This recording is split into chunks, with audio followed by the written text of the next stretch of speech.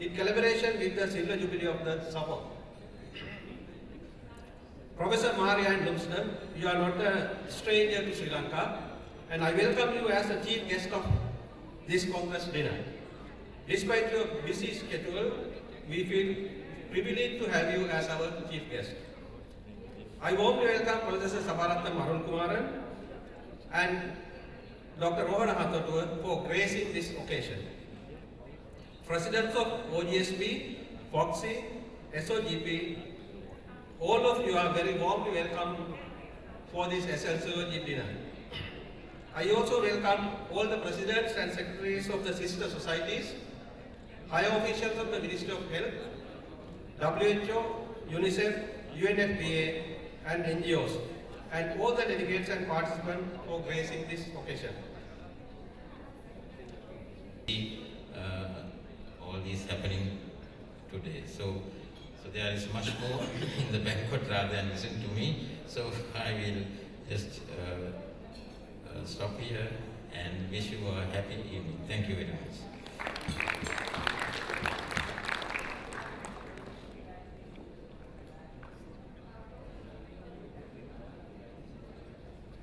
Thank you very much, ladies and gentlemen. Dr. Rohana Hathattuwa. Next, I would like to call upon our chief guest to grace in this occasion. She is the chief executive of the FIGO and the past senior vice president for strategy at the Royal College of Obstetricians and Gynecologists in London, clinical lead for reproductive and maternal medicine at the University of Glasgow. Ladies and gentlemen, please welcome Professor Mary Ann Lumsden.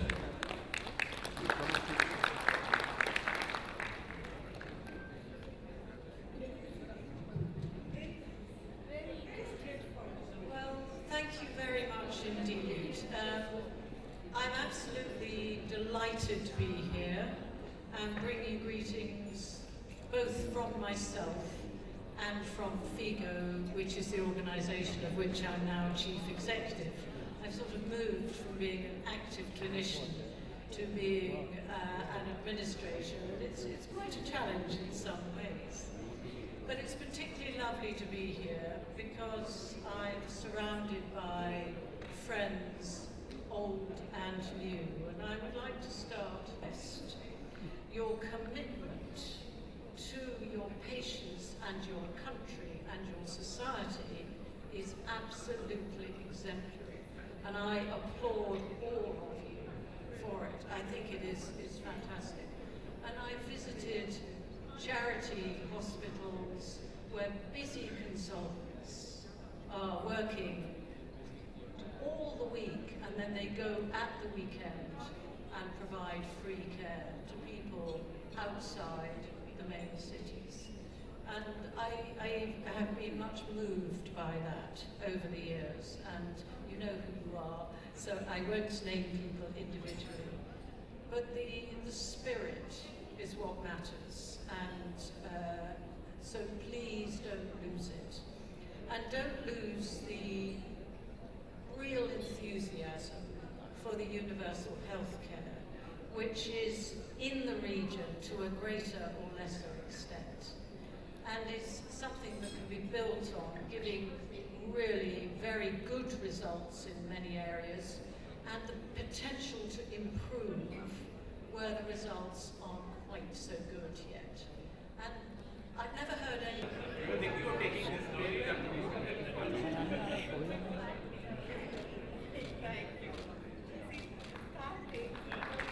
Right, thank you very much, ladies and gentlemen, the members of FOGSI.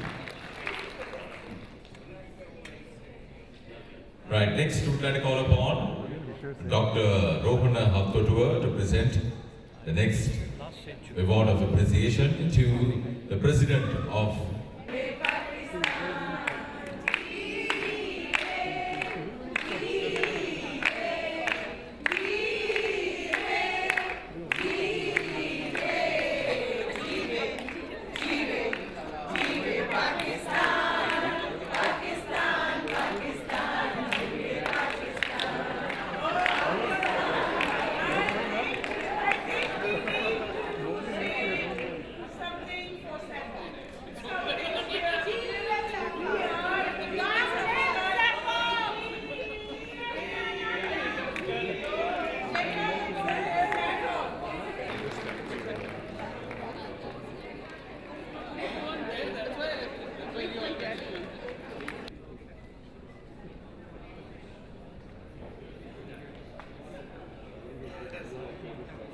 Gentlemen, can you face the camera, please? Right behind you.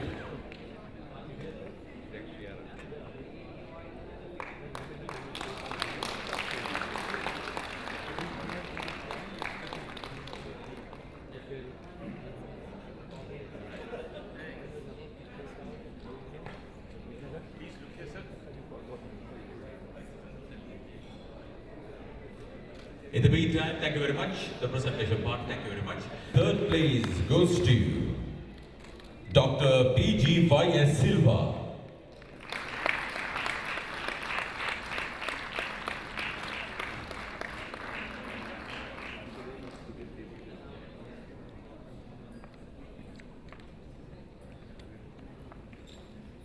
Second place, Dr. YMT Vijayratna.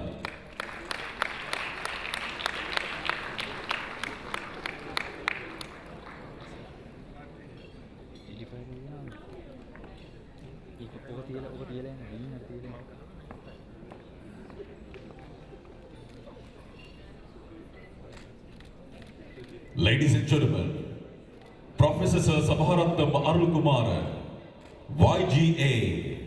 The first place goes to Dr. M.R.M. Rishad.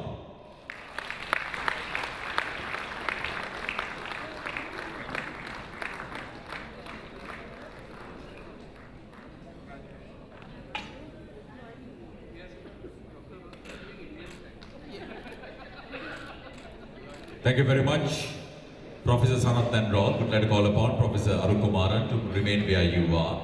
Thank you very much, Professor Landrol. Now would like to call upon Dr. Rohana Hamtotua to join.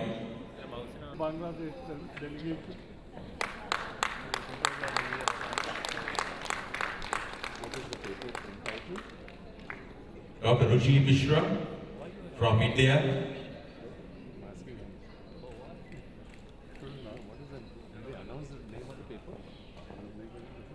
Dr. Amal Ala LD from Egypt. Sri Lankans. My respect for them has gone up several notches because honestly, I'm very well connected in Pakistan, but I could not have got Principal Healthcare. Thank you very much, Dr. Mangal Disanayak. Next one. Whoever, now this is for both genders. Whoever brings, it's a vitamin bottle. Of course. You want to say something?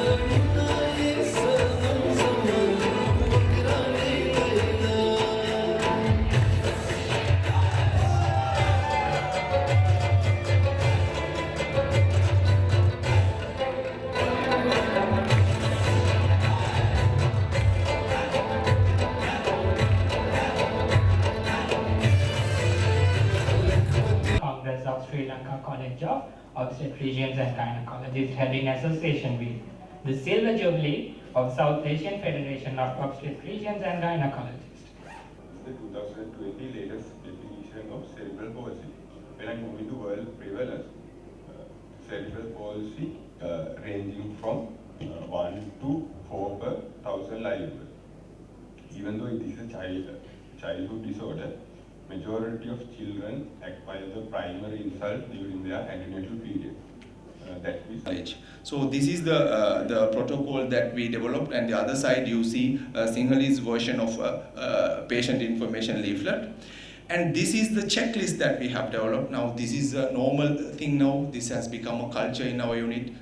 Whenever whenever induction is being done, we have this checklist checked by the junior doctor, and all these are actually this make sure that the patient undergoes the standard procedure in a standard way, and all these things are recorded clearly in the records. And we also had a presentation. Actually, these presentations were done by nurses. We wanted to involve them. Most of the times they were they were not involved in the process, so we had few workshops regarding induction of labor, safe use of syntocinon, usage of infusion pumps, complications, and etc. And after 6 months of this implementation phase, we re-audited, and we found that indications were recorded in about more than 95% of the cases. Informed consent was obtained in about 90% of the cases, and sequence of interventions prescribed and administered were recorded properly in about 95% of the cases, and in 90% of the women had CTGs prior to the induction process, and all these practices regarding prostate. Frequency and percentages were calculated for priority levels for surgeries performed. Categorical variables were compared using chi-square testing. So the results now. So total number of study population during that time period was 116, out of which 41% of patients were of endometrial cancer, 43% ovarian, 12% cervical cancer, and 3.4% were vulval and vaginal cancers. So looking at this chart, the clinico-pathological features, if we look at the BMI of the patient, so majority of the patient, 1/3 of the patients were obese, and their BMI was more than 25. While looking at the comorbs, almost half of the patients had one or the other comorbids, so they were not very low-risk patients. So type of surgery conducted, so mostly I would say around more than 70% of patients were of the ovarian and the endometrial cancers, and they required the surgical staging or the debulking surgeries. But 6% of the patients, they also required bowel resection with colostomy and extensive surgeries. So if we look at the stages, majority of the patients were constituting between the stage 1 and 2. The surgical priority according to the British Gynecological RCOG and ACOG guidelines. In the first stage of labor, no patient had a cesarean section during the latent phase, and in the second phase of labor, second stage of labor, no patient had a cesarean section before giving them a trial of 2 hours in multigravida and 3 hours in a primary gravida, and increasing the duration when the patients were under epidural. All the doctors working in the ward, and especially the senior registrar, were really trained to undergo. They were trained to have safe instrumental deliveries to prevent cesarean sections. And then interpretation of CTG was another problem. The residents were not able to interpret the CTG, and then they were told that if in case of a type 3 CTG, that is category 3, where you could go for you had to go for an emergency C-section, but in type 2 is where you have to go for certain remedies so that you can prevent the C-section. And the last intervention was morning rounds and structured communication between the So the last slides, can I show the graphs? So these are the indications. They were all the same throughout the 5 years, and there was no cesarean section for maternal request. There was no cesarean section for oligohydramnios, and there was no cesarean section for cord around the neck. And then you can see the annual cesarean section rates.